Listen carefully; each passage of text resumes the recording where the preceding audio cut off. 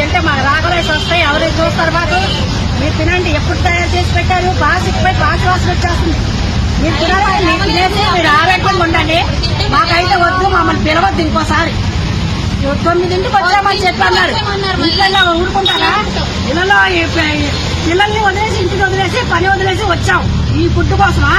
మీరు తినండి. మీరు తినే ఆరోగ్యంగా ఉండండి.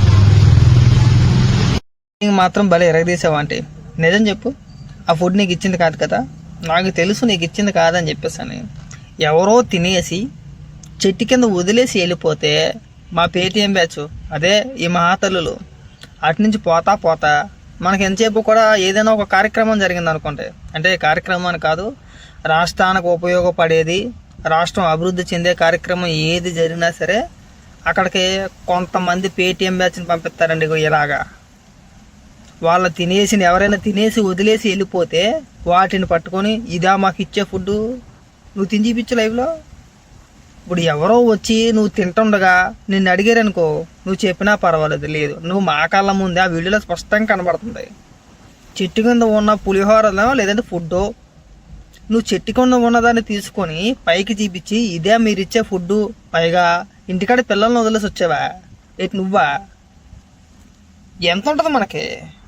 ఒక 50 వజ్జాయింపుగా మనం చూస్తే చెప్పొచ్చు. ఒక 45, 50. అంటే మహిళల వయసు గురించి మనం మాట్లాడకూడదు. తక్కువ లెక్కెత్తే ఒక 45, 50 ఉంటాయి. ఇంటికాడ వదిలేసి వచ్చి అంత చిన్నపిల్లలు ఎవడో ఉన్నాడంట నీకు? ఎవడో? మనిషి పుట్టిన తర్వాత కాస్త సిగ్గు ఉండాలండి మనకి. నువ్వు ఇంటికాడ పిల్లల్ని వదిలేసి వచ్చావా? ఎంత ఉంటాయి? 30 ఏళ్ళు ఉంటాయి ఒక్కొక్కడికనే ఉంటాయి. అడుక్కు తినే బతుకులు వద్దండి మనకి. ఎంతసేపు ముష్టి ఎవడో 10 రూపాయలు పడేస్తే వెళ్ళి విషప్రచారం చేయడమే. అక్కడికి వెళ్ళిపోయి చెట్టు కొందన్న పొట్లాలు తీసుకొచ్చి పైకి చూపించేస్తుందండి కెమెరా ముందు. ఇదా మాకు ఇచ్చే ఫుడ్డు, ఇంకెప్పుడు మమ్మల్ని పిలవాకండి, ఇంటికాడ పిల్లల్ని వదిలేసి వచ్చేసాం. మనకు వయసు కిందకి 50 ఏళ్ళు వచ్చినాయి. మనకి 50. మన ముఖం చూస్తే చెప్పేసి వయసు ఎంత ఉంటుందో అని చెప్పేసి మనకి అది పడుసు పిల్లలా, ముదర పిల్లలా, ముసలి పిల్లలా మనం చెప్పలేమా? ఒక 50 ఉంటాయి ఇంచుమించు. ఇంటికాడ వదిలేసి వచ్చేంత చిన్నపిల్లలు ఎవడంట నీకు ఉండేది? ఏదైనా చేసే ముందు మంచి జరుగుతున్నప్పుడు మీరు సమర్థించకపోయినా పర్వాలా, సమర్థించొద్దు. మిమ్మల్ని ఎవడో కూడా సమర్థించండి, మాకు సపోర్టివ్గా మాట్లాడండి, మేము చేసే పనులు మెచ్చుకోండి అని చెప్పేసి ఎవడో అనట్లా ఇక్కడ. కానీ ఇలాగ డబ్బుకు కక్కుర్తి పడి ఇంటికాడ వంట, బట్టలు ఉతకడం లాంటి మొగుళ్ళకి అప్పచెప్పేసి మీరు రోడ్ల మీద పడిపోమాకండి. రోడ్ల మీద పడిపోయి ఎవడైనా సరే చెట్టు కింద వదిలేసినట్లు పైకి చూపించి ఇదా మాకు ఇచ్చే ఫుడ్డు, నువ్వు తినలేదుగా, తిన్నదాన్ని వచ్చి అడిగారు అనుకో. ఇప్పుడు నువ్వు ఉదాహరణకి అదే ఫుడ్ నువ్వు తింటున్నావు అనుకో, ఎవడన్నా వచ్చి నిన్ను అడిగాడు అనుకో, నువ్వు ఈ డైలాగులు కొట్టినా పర్వాలా, నువ్వు చెట్టు కింద ఏరేసి కెమెరా ముందుకు వచ్చి మమ్మల్ని ఎప్పుడు పిల్లమాకండి, ఇంటికాడ పిల్లలు వదిలేసి వచ్చాం.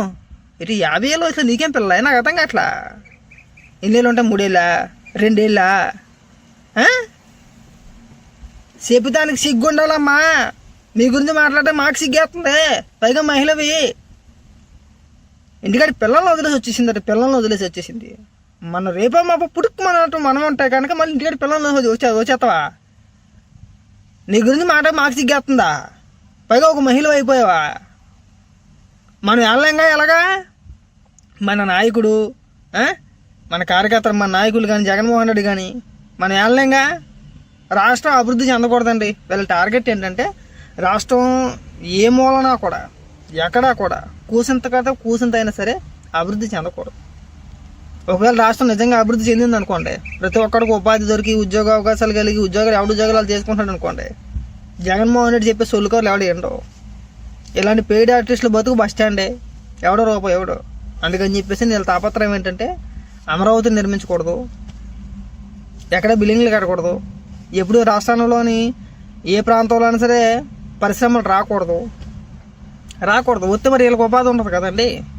ఒకవేళ సడన్గా ఒక పెద్ద పరిశ్రమ ఒకటి వచ్చేసి సడన్గా ఆ ప్రాంతంలోని ఒక 1000 మందికో లేదంటే ఒక 10,000 మందికో ఉపాధి దొరికేసింది అనుకోండి, మన జగన్మోహన్ రెడ్డి పప్పులు అక్కడ ఉడకో. ఎందుకు?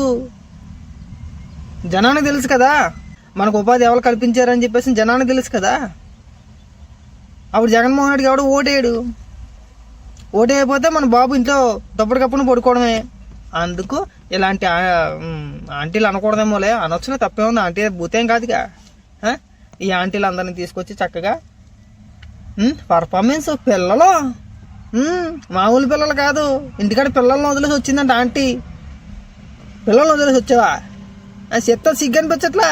చేసే పని ఎలాగా ఫేకే, కంటి చూసి తెలిసిపోతుంది. నువ్వు చేసింది ఎలాగా తప్పు ఫేక్ అని చెప్పేసి అని మాకు చూస్తూ తెలిసిపోతుందండి. ఆ చెట్టు కింద ఉన్న పొట్లాన్ని తీసుకొచ్చి ఆ డబ్బాని తీసుకొని పైకి చూపిస్తావా? తిని చెప్పాలా, నోట్లో పెట్టుకొని అప్పుడు చెప్పాలి. జనరల్గా ఏదైనా సరే మనం ఏ ఫుడ్ అయినా సరే మనం చేయి పెట్టి వదిలేస్తే ఒక అరగంటకో గంటకో లేదంటే 2 గంటలకో కాస్త సలవాసన కానీ కాస్త స్మెల్ వస్తుంది, కామన్ అది. ఏదైనా సరే మనం అప్పటికప్పుడు ఫ్రెష్గా వండుకున్నా సరే మనం కలిపేసి వదిలేసినా సరే 1 గంట తర్వాత బాగోదు. ఎంతో కొంత నీరు వచ్చినట్టు, ఎంతో కొంత సలవాసన వచ్చినట్టు ఏదో ఒకటి జరుగుతుంది కదా, జరగకుండా ఉండదుగా. నీకు పెట్టలా, ఎందుకు ఊరికే అనవసరంగా బలైపోతావు? నీ పిల్లల్ని చూపించి ఇంటికాడ పిల్లల్ని వదిలేసి వచ్చానని చెప్పేసి అన్నావు కదా, వెళ్ళి నీ పిల్లల్ని చూపించోసారి. ఎంతంత పిల్లలు ఉన్నారో మేము కూడా చూస్తాం. చిన్న చిన్న పిల్లలా, లేదంటే మీ పిల్లలకు కూడా ఇంకా పిల్లలు ఉన్నారా? పిల్లలు ఉన్నారట, పిల్లలు వదిలేసి వచ్చాను. నేను రమ్మన్నాడు ఎవడైనా కానీ, ఎవరమ్మా నేను కాకేసింది? నాకు అర్థం కావట్లా. నువ్వేనా భూములు ఇచ్చావా అక్కడ? నీకెవడైనా ఆహ్వానం పంపాడా? లేదా నీకు ఎవరైనా డబ్బు ఇచ్చి తీసుకొచ్చాడా? లేదా నేను రమ్మని చెప్పేసి ఎవరైనా బొట్టెట్టి పిలిచాడా? లేదుగా. మీ అంతటి మీరు ఒక ప్లాన్ రచించుకొని, ఒక ప్లాన్ వేసుకొని, ఒక కెమెరా పట్టుకొని ఎవడో చెట్టుకని తినేసి వదిలేసి వెళ్ళిపోయిన పొట్లాలను మన చేతితో తీసుకొని ఇదా మాకు ఇచ్చే ఫుడ్డు నువ్వు తిని చెప్పాలా. ఇదిగో నేను తింటున్నానని చెప్పేసి లైవ్లో తిని చెప్పాలా. చేతికి ఒక అన్నం మెతుకు అంటుకోలేదండి, చేతికి అన్నం మెతుకు ఒక్క మెతుకు అంటుకోవాలా. ఒక్క మెతుకు తిన్నట్టు లేదు. తినే వ్యక్తులు ఎలా మాట్లాడతారో, తినకుండా వ్యక్తి ఎలా మాట్లాడతారో మాకు తెలియదు. ఆ తినే వ్యక్తిని వెళ్ళి అడిగితే వాడు చెప్తాడు వాస్తవం ఏంటనేది. అంతకాడికి ఎందుకు మన బతుకు? ఏదైనా తాగి సెత్తే కాదా, ఓ పూటతో పోద్ది, రాష్ట్రాన్ని పట్టిన పేడ వదిలిపోద్ది అనుకుంటాం. అనకూడదు అలాగా, తప్పు. అంటే నేను ఉద్దేశం అట్లా. ఈ బతికే కంటే, అంటే నీకు ఉదాహరణ చెప్తున్నా, ఈ బతికే కంటే ఎందులోనన్నా దూకి చచ్చిపోతే ఆ రోజుతో పేడ వదిలిపోద్ది అంటున్నా. రాష్ట్రానికి ఏదో మంచి జరుగుతుంది, ఏదో ఒక కార్యక్రమం చేస్తున్నారు సొమ్మ అని చెప్పేసి అని దాని మీద కూడా ఏడుపులు ఏడమాకండి. మన ఒంటికి మంచిది కాదు, మనకు మంచిది కాదు, మన వెనకాల కుటుంబ సభ్యులకు మంచిది కాదు. రాష్ట్ర ప్రజల భవిష్యత్తు అండి. 5 ఏళ్ళు మనం పీకింది ఏమి లేదండి ఇక్కడ. మళ్ళీ వచ్చి మీరు విష ప్రచారం చేయడానికి కాస్త ఓపిక చాలు. ఇంకా ఎవడో కూడా ఆ సభలకు వెళ్ళి వాళ్ళు అన్నం కోసం వెళ్తారా?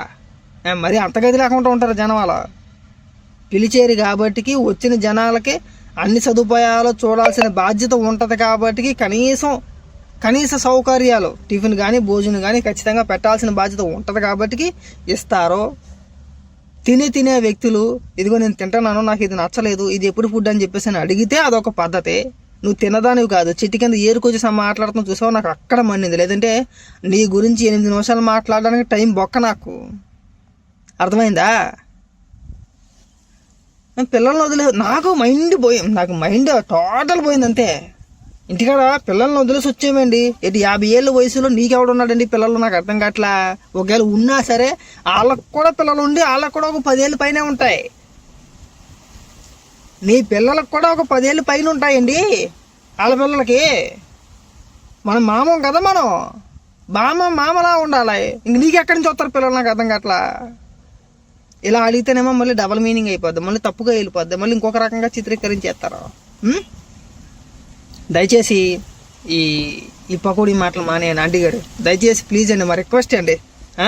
మీరు ఇంకొక రకంగా ఎన్ని రకాలుగా ఫీల్ అయ్యి ఇంకోటి ఏదన్నా మా మమ్మల్ని ఎలా అంటున్నారని చెప్పేసి అనుకున్నా కానీ ఏం పర్వాలేదు. కానీ మీరు ఎవరిని ఎన్ని రకాలుగా విమర్శించుకున్నా మేము పెద్ద పట్టించుకోం. కానీ రాష్ట్రం అభివృద్ధి చెందుతుంటే ఇలాంటి విష ప్రచారాలు చేస్తుంటే నిజంగా కడుపు కాలిపోతాయి.